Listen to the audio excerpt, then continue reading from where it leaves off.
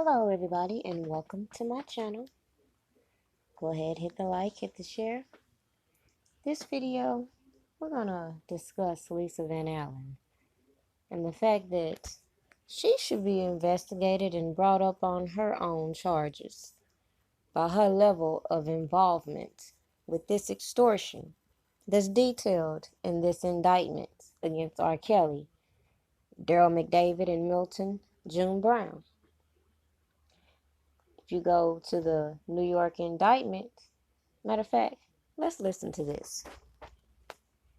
In the indictment, it talks about the three people listed on page 1 in the indictment, which is Robert Sylvester Kelly, Daryl McDavid, and Milton Brown. So on page 5, when they talk about these three people characters on page 5, it says, defendant Robert Sylvester Kelly, also known as R. Kelly, was a resident of Chicago, Illinois, and was a Grammy Award-winning recording artist and recording producer. Kelly was the president and manager of several businesses, each located in Chicago in the Northern District of Illinois, that he maintained in furtherance of his music career, including but not limited to Bass Productions and RSK Enterprise, which they have listed is the Kelly businesses, right? Mm-hmm. It goes on in paragraph B and talk about someone else. That someone else is Daryl McDavid. It says from in or around June 1991 into around January 2014, Kelly in or one or more of the Kelly businesses employed defendant Daryl McDavid, which means they don't know who hired him, but he was hired through one of several businesses that R. Kelly started in furtherance of his music career. Kelly's behalf, received from minor 2 in individuals C, a videotape that McDavid and Kelly knew depicted him. But they start this sentence off by saying, in approximately March or April 2007, McDavid on Kelly's behalf, meaning that Kelly was not there when this guy received incriminating evidence or entertained people with incriminating evidence. It goes on in paragraph B to reiterate that same ideology. In approximately March or April 2007, McDavid on Kelly's behalf brought minor 2 and individual C to the polygraph examiner, not R. Kelly, but they're saying McDavid did it on Kelly's behalf. Once again, R. Kelly is not there. Exactly. Now, when you go into page 14, okay. 14 says, in approximately September 2018, Kelly calls a Bass Production Ltd check signed by McDavid to be issued to minor number 1's father and payable of $30,000. In approximately August 2013, Kelly calls Bass Production Ltd to transfer a title of GMC Yukon Denali to minor number 1. Now, do you see right there how they said Kelly gave her the cop? They didn't say McDavid did it on his behalf. Right. They said he did that, right? So why is it when every time McDavid do something on Kelly's behalf, he's not blamed for it? McDavid, why he's not blamed for what he's doing on his own behalf? Now, so we're going to stop it right there because we just got another piece. According to Lisa Van Allen in Surviving R. Kelly, she stole the tape because she didn't want nobody to see the tape. Now, does that make any sense to anybody? I think not. Who would steal a tape because they don't want nobody to see it, and instead of destroying the tape, they're going to pass it on to a random somebody. And even though in the story we tell to Lifetime, we cannot have contact with people, we managed to get this tape to a man who we're not supposed to be talking to, who then manipulates this tape. But we'll get on to that a little bit later on in the video, because I've already did a video on the missing links if you go watch that video, and if you'll go catch up to the things that I've discussed about Lisa Van Allen. But this video, we're just pulling the whole story together. So, if you ask me, I personally think she stole more than one tape. Who would just take one tape? If you going through a bag of tapes and you are a side piece, you know you're dealing with a married man, you are engaging in threesomes and all this other shit, you come across this collection of tapes and you see other women, you are naturally gonna be mad. It ain't got nothing to do with you don't want nobody to see the tapes. You finna think up something to get you a bag, which is what's in your nature. So we see that she also, from the indictment, middleman from giving the tape to Keith and Chuck to getting them together to get with Daryl McDavid to get this money from the tape. We got that much. So let's go to this article that I just found not too long ago. So according to this article, Lisa Van Allen says she was 17 when she began a 9-year relationship with Kelly in 98. A 9-year relationship. And we already went through the fact that the math don't add up for her to be 17. They want to conveniently backpedal that age to fit into their agenda. But anyway, it says, she said she confided in Kelly's publicist, Regina Daniels, about the underage girl she says was in the videotape that landed R. Kelly in court. When did she confide in her?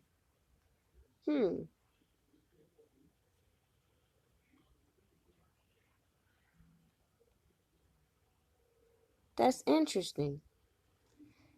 That's very interesting. So even after R. Kelly was charged, Lisa Van Allen was still around in a relationship with this married man. And according to her, she told the publicist, of all people, about having this threesome with the underage girl. Never went to the police, none of that.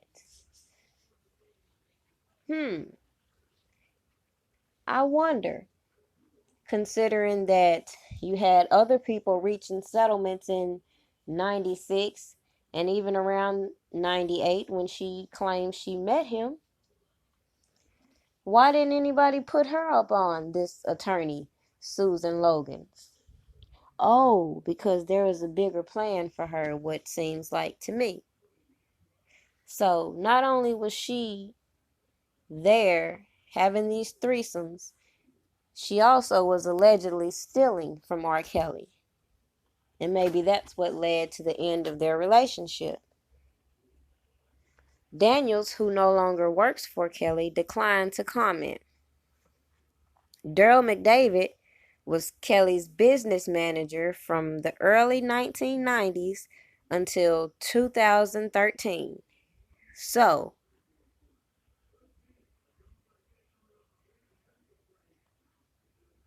seemed like to me, Daryl McDavid greenlighted all these settlements under the table. Because I go on to other articles and I find that even the company Jive that was included in these initial claims knew nothing about these settlements. You want to know why? Because the business manager handled it. So you don't think it's possible that R. Kelly knew nothing about these settlements going directly to Daryl McDavid.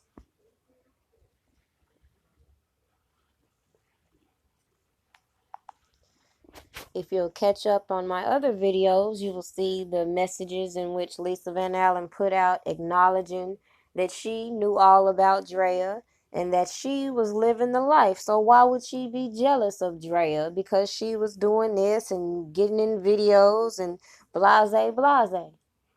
So it seemed like to me at some point they had to establish a friendship. And it's mighty coincidental in 2015, the same time frame where you have Deronda Pace starting to say she's missing payments. And you have R. Kelly's infamous birthday party where all these shady characters are in the crowd. It's funny that Drea Kelly was tagged in Lisa Van Allen's post November 5th, 2015. But we want to pretend like these women could not have gotten together and conspired on how they can get money from R. Kelly. But let's go on back. Let's go to the old footage. Because I don't think if they gave you the whole story in Surviving R. Kelly, you would look at Lisa Van Allen the same way.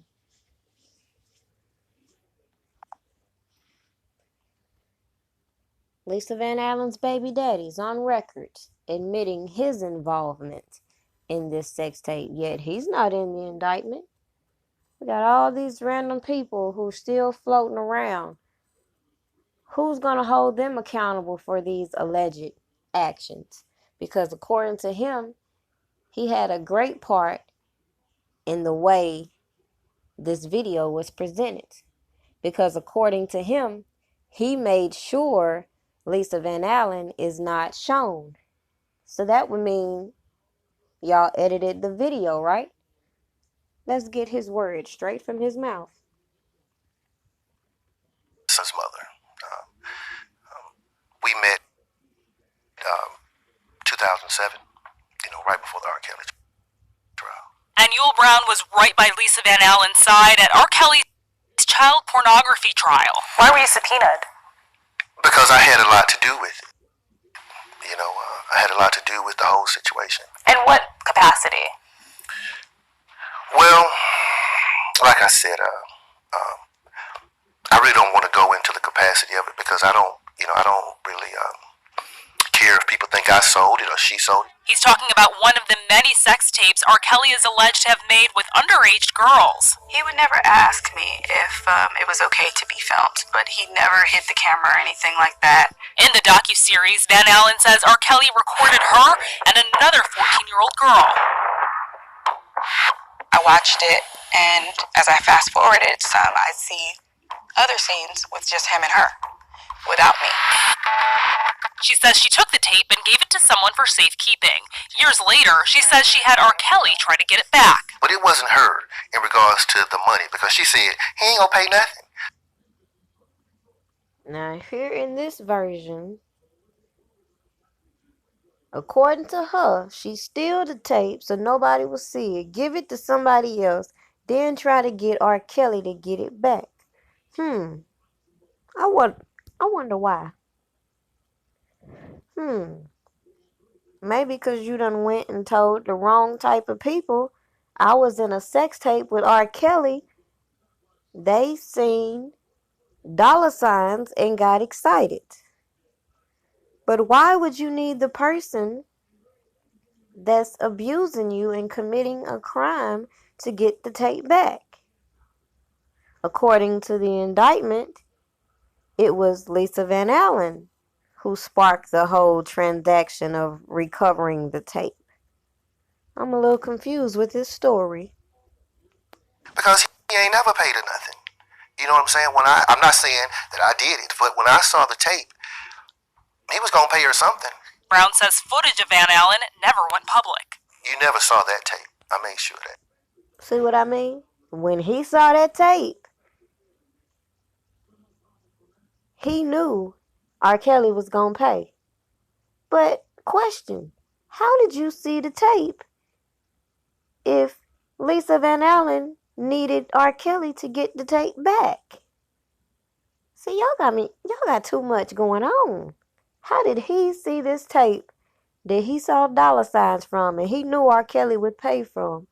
If Lisa Van Allen stole the tape and gave it to somebody else so nobody else would see the tape, then she called R. Kelly to get the tape, and somehow her then fiance ended up seeing the tape and gave her the bright idea that, yeah, he will pay for this tape. Interesting. Well, I'm gonna say I made sure of it, but you didn't see the tape that she was on, Maybe you ain't see the tape in the manner that it was created because they made sure it was edited. Catch that. Now to the explosive. Scandalous sworn testimony about criminal three-way sex. Damning declarations about an extortion plot and a duffel bag full of homemade sex tapes carried everywhere like a prized possession. All this in just one day of action at the sensational child pornography trial of R&B singing star R. Kelly. But the Grammy Award-winning defendant refuses to sing the blues. Kelly has pleaded not guilty to charges he videotaped himself having sex with a female prosecutors say was as young as 13. His defense? Kelly claims he is not the man on the tape. However, the prosecution has a star witness, Lisa Van Allen. Lisa testified she met the alleged victim, the teen girl, in 1998. In her most damaging testimony, Lisa identified the two individuals on the sex tape as Kelly and the alleged victim. According to prosecutors, Lisa is particularly qualified to know who's on the tape. Why? Because of Lisa's bombshell testimony about another sexual encounter. This one, a three-way escapade between Kelly, Lisa, and the underage girl. All of it videotaped and directed by R. Kelly. Finally, Lisa told the court Kelly kept all his tapes with him at all times and put them in a black duffel bag. Then the prosecution rested its case. But R. Kelly's lawyers will start calling witnesses next. The defense team is challenging Lisa Van Allen and her story. They say she is a schemer with a boyfriend, and the pair plan to extort money from R. Kelly in exchange for a sex tape. This high-profile trial has captivated the country's attention because people are asking, why is it taking so long to bring to justice a criminal case involving the exploitation of a child? 'Cause they lying. That's why. As he arrived at Cook County Court for jury selection. Kelly faces child pornography charges from a 2002 indictment. Authorities believe they have a videotape showing Kelly having sex with an underage girl about 8 years ago. We want him prosecuted. We want him in jail. There's a tape of him urinating and having sex with a young girl. I love R. Kelly, and I know he didn't do it. I know that's not him. He's not guilty. Most of Kelly's supporters were women. Many felt they had to defend his honor and support the singer they love. He's not guilty at all. They just want to bring him down and kill his image of who he is. I need to protect him. I want y'all to pay attention who finna be in the background. You see right there to the left? Because he's a good man. He's not who people make him seem like he's a monster. He's not guilty. Who is that holding this paper right here?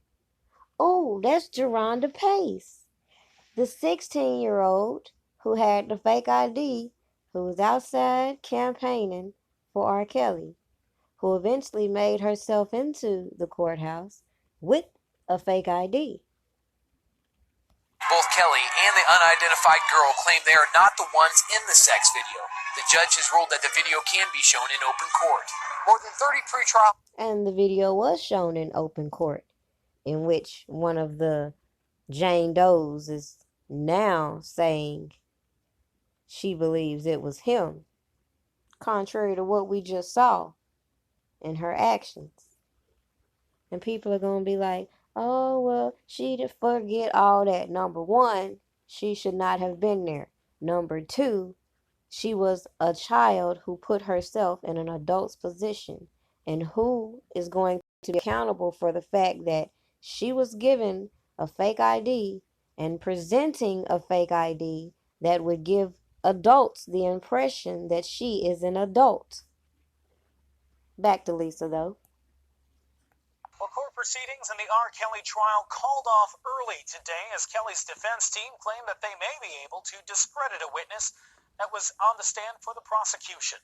SEAL TV's Randy Bellasomo joining us now from 26 in California with more on that. Hi, Randy. Hi, Sean. It happened during the lunch break, and it took everyone by surprise. The defense said they have a witness they need to interview, but they can't do that until later tonight. After all had cleared courtroom 500 for the midday recess, Kelly's defense team threw a curveball at Judge Vincent Gahn. They claimed to be able to produce a witness who could discredit the testimony that was expected later in the day from an Atlanta woman who said she engaged in a three-way sexual encounter with both the defendant and the alleged victim in the case. Though the defense has fought her appearance for weeks now, all seemed clear for her to take the stand until this 11th hour move. In earlier testimony, You know what's also interesting? For them to include Lisa Van Allen in this new indictment as minor too. If she was a minor, why wasn't she being labeled a minor during this trial? Why wasn't she included into the case? See what I'm saying? This just brings a whole lot of questions nobody cares to get the answers to. They just want to lock R. Kelly up just 'cause they feel he's guilty. But you're going to have to prove that in this court. And that's a fact.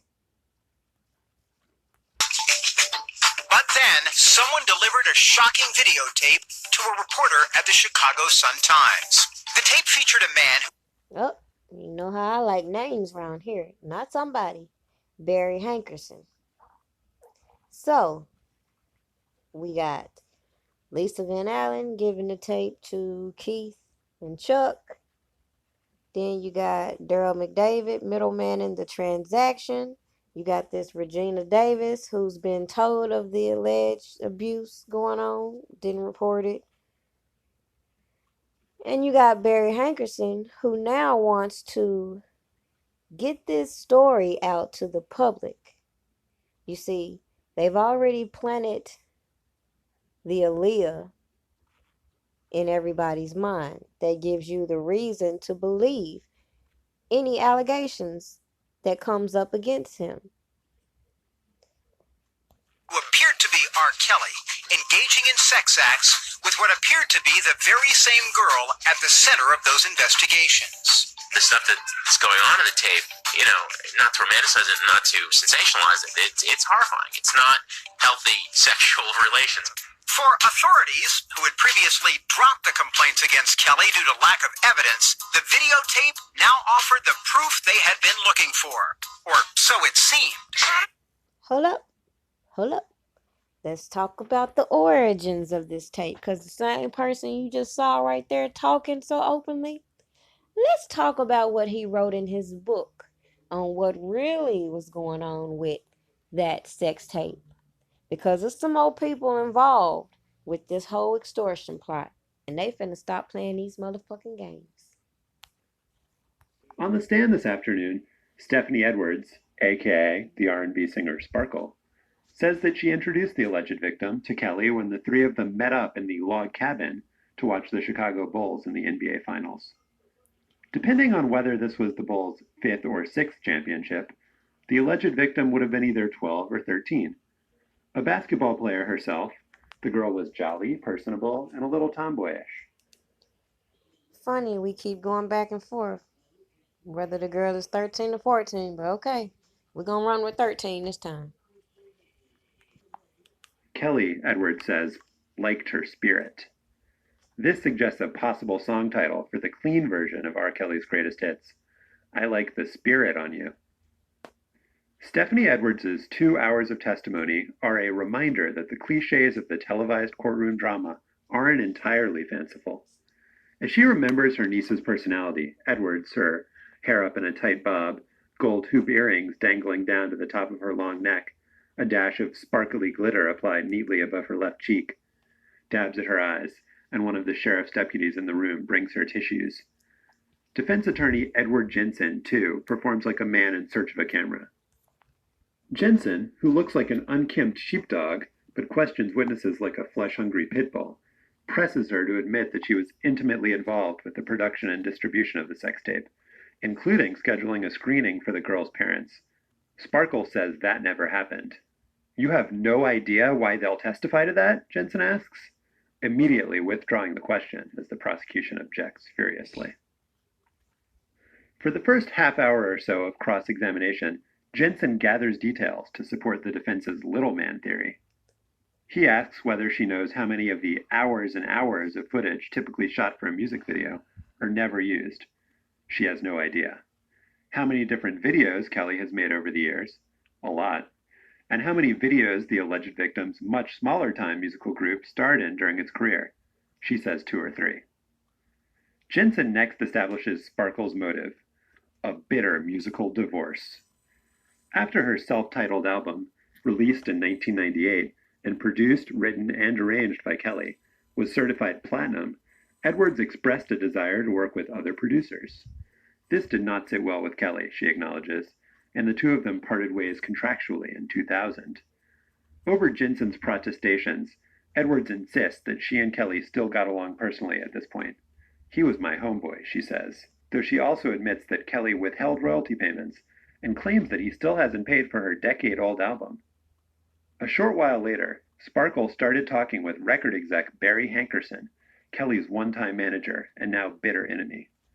Jensen asserts that Hankerson and Kelly are foes, though he omits the fact that Kelly's child bride, Aaliyah, was Hankerson's niece. Upon leaving the singer's employ, Hankerson wrote a letter to Kelly's record label saying that he needed psychiatric help for his compulsion to pursue underage girls. You see how these people is? When they get mad at you, they get fired and they get let go. They all got a story to fucking tell. Isn't that quite interesting? Jensen, with his voice raised to a near shout, tries repeatedly and futilely to get Edwards to admit that she got calls on her cell phone from Hankerson and that they talked about their common enemy. Was part of the deal doing something bad to Robert? A frothing Jensen asks. When Sparkle says, "Of course not," he repeats her words back sarcastically. Jensen leaves it to us to put all of this together. Let's give it a try. Frustrated with her declining musical career, and perhaps resentful of Kelly's astoundingly successful one, Sparkle hatched a scheme to extort her rich ex-mentor and to turn the words of her hit song Be Careful into reality. "You better be careful what you do to me," she sang, "'cause somebody might do it to you." While Kelly was out making beats one night, perhaps she enlisted a pair of underemployed porn actors to bust into the singer's log cabin and film themselves having sex, peeing, etc. Meanwhile, Sparkle and Hankerson harvested outtakes from Kelly's copious back catalog of music videos, then took advantage of the thriving black market and little man quality digital effects wizardry to Frankenstein together Kelly's face and the urinator's body. Sparkle's motive for putting her niece in the video is less clear. For the sake of argument, let's assume that she was mad at her for, say, borrowing her glitter without permission. After Kelly refused to pay to keep the video under wraps, Sparkle sent the video to the Chicago Sun-Times, willing to make her niece collateral damage to disgrace the man who'd done her wrong. The defense, of course, doesn't have the burden of proving that any of that happened, and Jensen does create a few slivers of doubt about Edwards' story. Sparkle says that she first learned of the tape in December 2001 via a phone call from a lawyer named Buddy Something. Her choice to omit the man's last name, it's Myers, by the way, comes off a bit stagey, like she's trying too hard to act like she'd never heard of or spoken to the guy. A couple of lingering questions. How did Myers get the tape? And why would Myers first contact the alleged victim's aunt, a woman who happened to have a failed working relationship with Kelly, rather than contacting the girl's parents? Near the end of her hours of testimony, Edwards cocks her head to the side with a quick snap, finally unable to hide her annoyance with Jensen's unrelenting inquisition.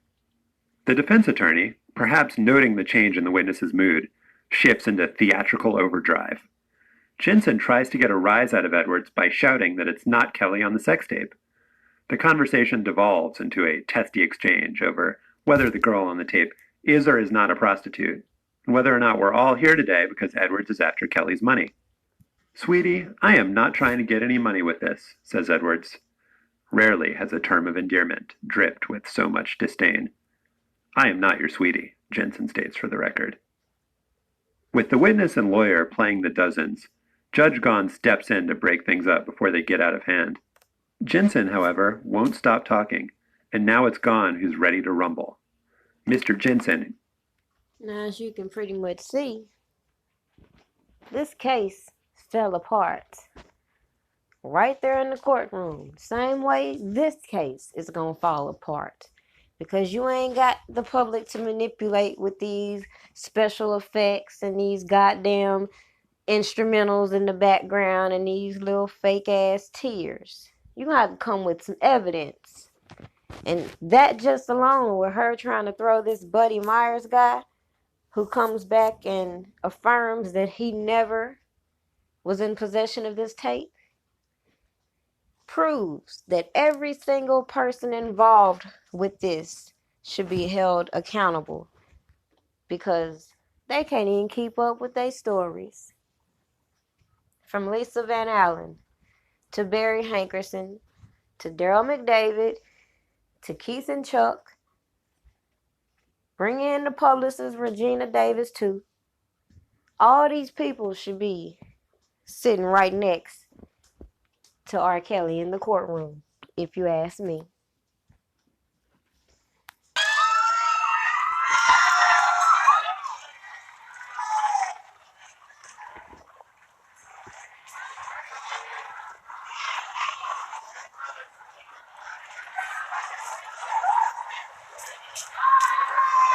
I'll have a statement on Robert.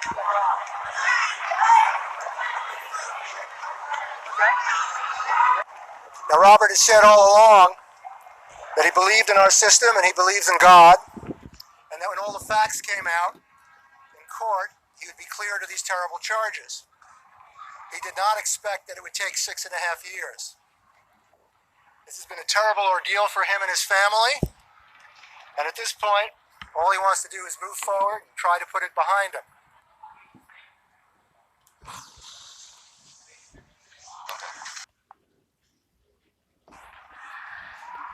A fourth generation tape that was filled with all sorts of video noise where you couldn't identify, in my opinion, anybody. That's my view of the tape. So he's telling you right there that the tape that they had was not even an original. It was a copy. So who's to say what went on with that copy? And contrary to what they want to keep spinning the narrative today, he was not found guilty because they cannot identify the people on this blurry ass tape that they've concocted. So now, if they feel like they've done a better job this time, kudos to them. But I'll wait this out and see what happens.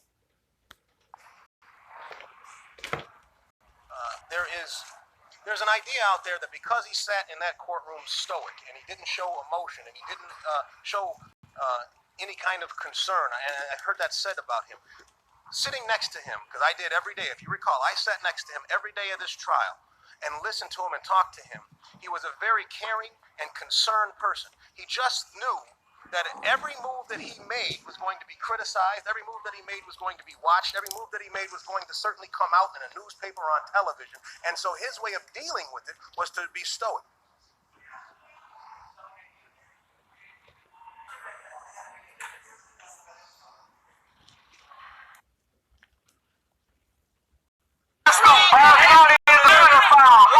They essentially didn't believe that it was the girl on the tape. They had problems with whether or not it was the girl on the tape. Now, remember, one of the elements that they had to prove was whether or not the person was under the age of 18 at the time the film was made. They tended to believe that it was R. Kelly on the tape. However, because of the reasonable doubt that was placed on the female in this in the videotape, that was the issue that they focused on.